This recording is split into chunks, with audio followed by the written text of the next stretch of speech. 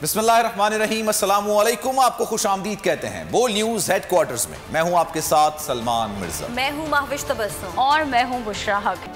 Israel फलस्तीनियों की दुश्मनी में अंधा हो गया। वहशियाना हमलों में 144 अफराद की जान ले ली। शहदा में 40 मासूम बच्चे भी शामिल हैं। गजा पर इसराइली हमलों की तादाद 800 तक पहुंच गई। शहर के अस्पताल फलस्तीनी जख्मियों से भरने लगे। 1000 के करीब जख्मी अस्पतालों में लाए जा चुके हैं। शहर की कई इमारतें मलबे का ढेर बन गई। तबाह होने वाली इमारतों में बैनुल-अक़वामी मीडिया हाउसेस पर मुश्तमिल इमारत अल-जला टावर भी शामिल है। इसराइल का गजा के मगरबी किनारे पर एक और रिहायशी टावर पर मिसाइलों से हमला। इसराइल ने गजा पर गुज़िश्ता रात 450 मिसाइल फायर किए।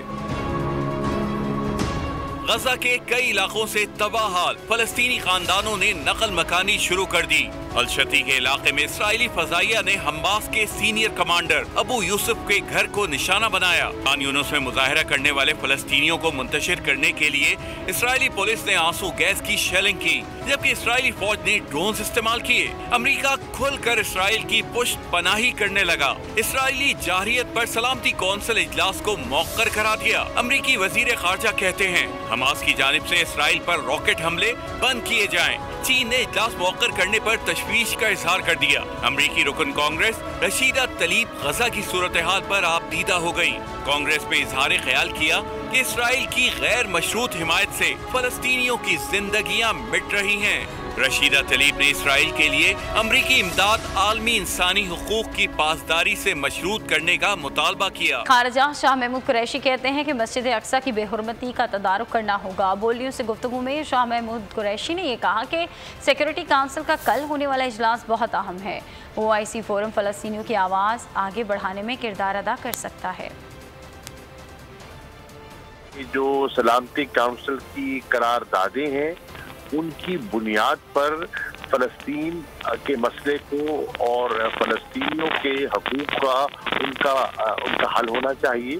कल मेरी फलस्तीन के वजीर खारजा से बात हुई और उन्होंने पाकिस्तान के मौक़िफ़ की तारीफ की, अप्रिशिएट किया, सराहा।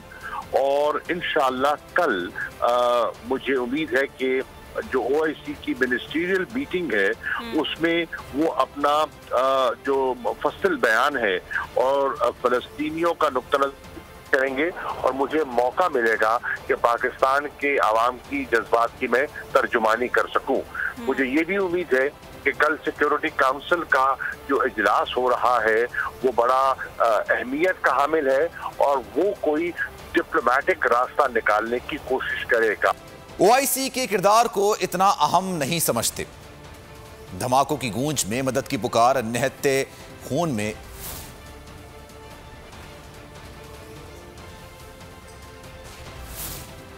आपको बताएं कि OIC के किरदार को इतना अहम नहीं समझता।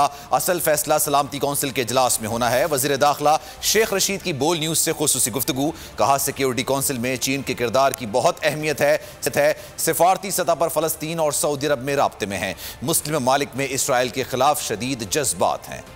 संडे को, कल संडे है, अक़वाम मुत्तहिदा में क्या करते हैं ये सुपर पावर्स जो हैं। अगर पाकिस्तान, तुर्की और ईरान मिलकर एक फैसला करते हैं तो यकीनन सऊदी अरब जो है OIC का इस वक्त उसने इजलास बुलाया है। तो ये सारे लोग मिल बैठ के 1-2 दिन की बात है, एक बेहतर पॉलिसी ले लें। सफारती सतह पे तो हमने महमूद साहब से फलस्तीन के लोगों से भी रब्ता किया, सऊदी से भी रब्ता किया, खुद ईरान के इमरान खान ने भी बात की है, कुछ और लोगों से भी बात हो रही है। So we are very much in the picture with the support of Palestinians, but wait and see. Let's see superpower what's going to decide on Sunday. और OIC के हालात तो बड़े नॉर्मल से ही होते हैं, लेकिन अक़वाम मुत्तहिदा इतवार को क्या फैसला करती है और चीन में उसका क्या कलीदी किरदार होता है ये भी देखने के लिए जरूरी होगा। पाकिस्तान और चीन जो है इंटरनेशनल फोरम पे उसकी एक ही राय होती है और उसकी एक अंडरस्टैंडिंग होती है। शहबाज शरीफ का नाम ECL में अभी तक नहीं डाला गया। काबीना डिवीजन से समरी वापस नहीं आई, पीर या मंगल को आ सकती है। वजारत कानून और दाखिला फैसला कानून और आइन के मुताबिक करेगी। वफाकी वजीर दाखिला शेख रशीद अहमद का वीडियो बयान, बोले कि ये ऐसा केस है जिसमें 14 मुलजिम पहले ही ECL में है। शरीफ फैमिली के 5 मुलजिम अभी तक मफरूर हैं। शहबाज शरीफ के बारे में मीडिया में शोर बरपा है। अभी तक शहबाज शरीफ का नाम ECL में नहीं डाला गया क्योंकि समरी जो है वो वापस नहीं आई कैबिनेट डिवीजन से। ये सोमवार को आ सकती है और मंगल को आ सकती है। ये एक ऐसा केस है जिसमें 14 मुलजम पहले ही ECL पे हैं और उनके खानदान के इस केस में 5 मुलजम जो हैं वो मफरूर हैं और वो खुद गारंटर हैं नवाज शरीफ के, और हमारे पास भी उनकी कोई मेडिकल रिपोर्ट नहीं आई। और जब कैबिनेट की समरी आती है वापस, उसके बाद लॉ मिनिस्ट्री यानी लॉ मिनिस्टर और इंटीरियर मिनिस्टर दोनों मिलकर फैसला करते हैं। सो अभी तक आपको सोमवार मंगल को इंतजार करना होगा। उम्मीद है कि सोमवार मंगल तक ये समरी आ जाएगी और वही करेगी फैसला जो कानूनी, आईनी और आर्टिकल 25 के मुताबिक होगा।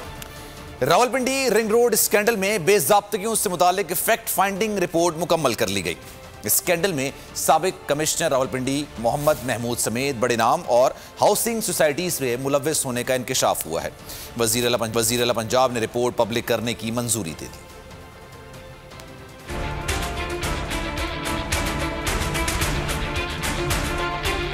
रिंग रोड रावलपिंडी मंसूबे में बेज़ाब्तगियों के हवाले से फैक्ट फाइंडिंग कमेटी की रिपोर्ट मुकम्मल। बड़े बड़े नाम बेज़ाब्तगियों के मुर्तकिब करार। साबिक कमिश्नर रावलपिंडी मोहम्मद महमूद और land acquisition collector Waseem Ali Tabish जिम्मेदार करार दिए गए। वज़ीर आला पंजाब ने तहकीकाती रिपोर्ट पब्लिक करने की मंजूरी दे दी। वज़ीर आला की जानिब से जिम्मेदारान के खिलाफ बिला इम्तियाज कार्रवाई का हुक्म।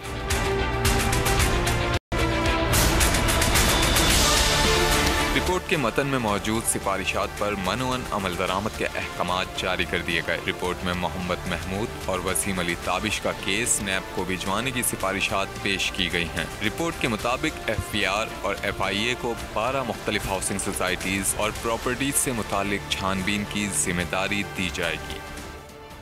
इमरान साहब और Usman Buzdar ring road scandal के मुजरिम हैं। उनके होते हुए बिला इम्तियाज इंक्वायरी नहीं, सिर्फ माफियाज की सहूलत कारी हो सकती है।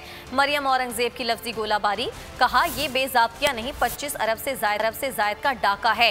इंक्वायरी रिपोर्ट के बाद इमरान साहब, उस्मान बुज़दार और तमाम जिम्मेदारान को गिरफ्तार किया जाए।